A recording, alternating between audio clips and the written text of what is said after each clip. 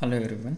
In this lecture video we'll see the second type of field effect transistor, that is metal oxide semiconductor field effect transistor.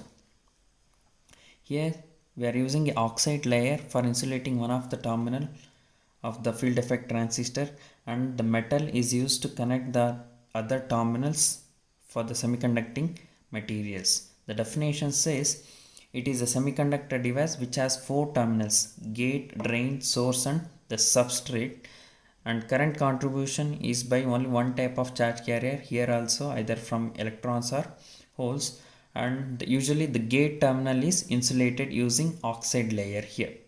As we mentioned in the previous lecture video, MOSFET is classified into two types: depletion MOSFET and enhancement MOSFET. The basic difference is, in case of depletion MOSFET, the channel will be present initially, and in enhancement MOSFET, the channel will not be present. After biasing only the channel will be created in enhancement MOSFET. So we'll discuss one by one. First we'll discuss the depletion MOSFET. First we'll consider N-channel depletion MOSFET. Coming to the construction of this N-channel depletion MOSFET, first, since it is the N-channel depletion MOSFET, first the P-type semiconducting material, that is substrate, is taken here. By using the different fabrication methods, the two heavily doped N-type semiconducting materials are introduced here, which creates a well, the N wells here, along with the channel N-type. So after that, the insulating material SiO2 layer will be deposited over this, and by using the ohmic contacts, the terminals are connected here. So at the two N wells, the two terminal using ohmic contact, two terminals source and drain are connected here, and over the channel, the semiconducting material, over the channel N-type semiconducting material, insulating material is deposited. Over that, using the ohmic contact, the gate terminal is connected, where the gate terminal is insulated using SiO2 in order to protect this channel here. This is the construction of N-channel depletion MOSFET, and the symbol is this one. So in case of N-channel depletion MOSFET, arrow mark will be inwards. In case of P-channel, the arrow mark will be outwards here. So similarly, we can construct the P-channel depletion MOSFET also, just by replacing these semiconducting materials. This N wells will be replaced by P wells, and the substrate will be of N type here, and the channel will be of P type here. So next, we'll see the operation of depletion MOSFET. So we'll consider the common source configuration, where source terminal is connected to ground here. The substrate will also be grounded, and the gate terminal is used as input terminal, and the drain terminal is used as output terminal. By connecting the external supply voltages, which are variable supply voltages, I'll call this as VGS, and the drain terminal is also connected with the external supply voltage. It is also variable voltage supply, VDD, or we can call it as VDS. This is positive, negative. Since it is variable, either it can be positive or negative or positive. So coming to the operation, so as we've seen in the junction field effect transistor, it can be operated in two ways. In case 1, when VGS is greater than or equal to 0 and VDS is greater than 0. In case 2, VGS is less than 0 and VDS is greater than 0. First we'll consider the case 1 here, when VGS is greater than or equal to 0. That means the gate terminal is provided with the positive voltage here. So since the insulating material is used here, the gate and the channel will act as two parallel plates here. So this is SiO2 layer, insulating material, and we are having a gate terminal over this one, which is connected using the ohmic contact. Below this one is channel here. Once the gate terminal is provided with the positive voltage, since there is an insulating material, it acts like a two parallel plate capacitor. So the charge carriers cannot penetrate through this insulating material, only they can accumulate or they can induce the charge carriers at the other plate here. So since the gate terminal is provided with the positive voltage, the positive charge carriers will get accumulated at the gate terminal here. Since it is acting like a parallel plate capacitor, it induces the opposite polarity charge carriers at the other plate here, which is inside the channel. That is, the negative charge carriers will be induced inside the channel. Already the channel is made up of n-type semiconducting material. The majority charge carriers here will be electrons. So the number of electrons will be increased because the charge carriers induced will be electrons here.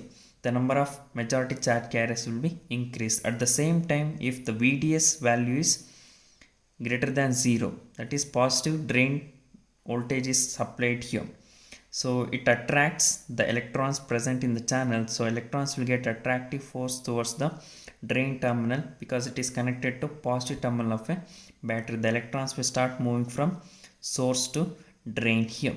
Once that electrons start moving from source to drain, which will contribute for the flow of current that will flow in the opposite to the direction of movement of charge carriers electrons here.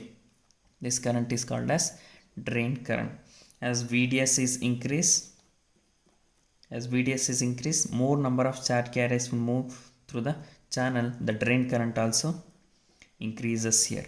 So once if you keep on increases this VDS value, the number of charge carriers moving in this channel will become constant, which will depend on the width of this channel here. So drain current also becomes constant. The drain current is called as maximum drain current or saturated drain current. Maximum drain current,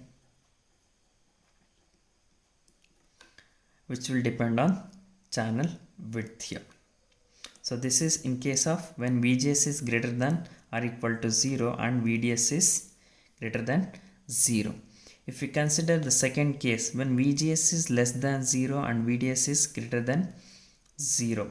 So again, if we consider the two parallel plates here, one is gate, this is SiO2 layer, and below this one is channel here.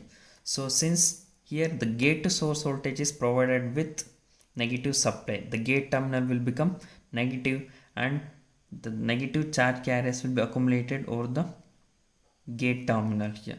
So once the negative charge carriers are accumulated, it induces the opposite polarity charge carrier holes inside the channel here. So it induces the holes inside the channel here. So there were electrons inside the channel. Once the holes are induced because of this supply voltage, they will undergo recombination here. Once they undergo recombination, the charge carriers will get depleted. So once the charge carriers will get depleted, this region will become empty. That means the channel width will be decreased here.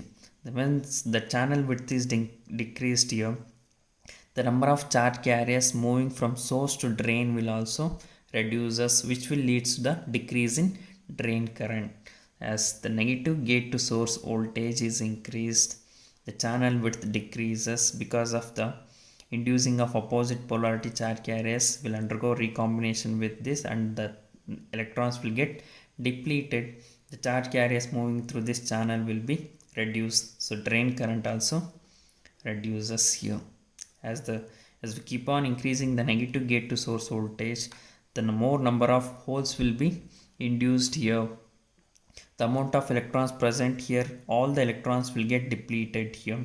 There won't be any charge carriers to move from source to drain, so the drain current will become 0 here. If you keep on increasing negative VGS value, the drain current will be equal to 0 when VGS reaches the pinch of voltage. This voltage is called as pinch of voltage, at which the channel will not have any charge carriers, so they cannot move from source to drain, so the drain current will become 0 here. So this is called as pinch of voltage. This is the operation of depletion MOSFET transistor. Next we will see the characteristics of depletion MOSFET transistor. Since the characteristics are already discussed in the junction field effect transistor, there are two types, transfer characteristics and drain characteristics, where transfer characteristics gives the relation between the output current drain current and the input voltage VGS here. So in case of depletion MOSFET, when VGS is equal to 0, which will depend on the channel width, we will get the maximum drain current IDSS, nothing but that saturated drain current. If the negative gate to source voltage is increased, the drain current start decreases here. After reaching some certain voltage, nothing but pinch of voltage, the drain current becomes 0. This is transfer characteristics. In case of drain characteristics, as we have seen already in junction field effect transistor, here also initially this is considered for observed for different VGS values here.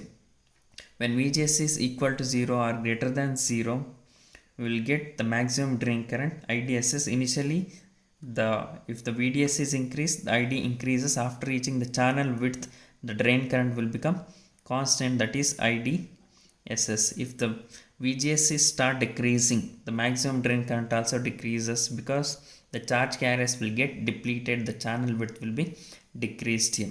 So then the maximum drain current also start decreasing here. This region is called as active region, and this region, since the drain current is constant, this region is called as saturation region. And this region, if you consider this as pinch off voltage, this region is called as cutoff region, at which the drain current becomes 0. And the equation for the drain current is given as ID is equal to IDSS into 1 minus VGS by VP whole square, where ID is drain current, IDSS is maximum drain current, VGS is input voltage, gate to source voltage, VP is pinch off voltage. This equation is also called as Shockley's equation.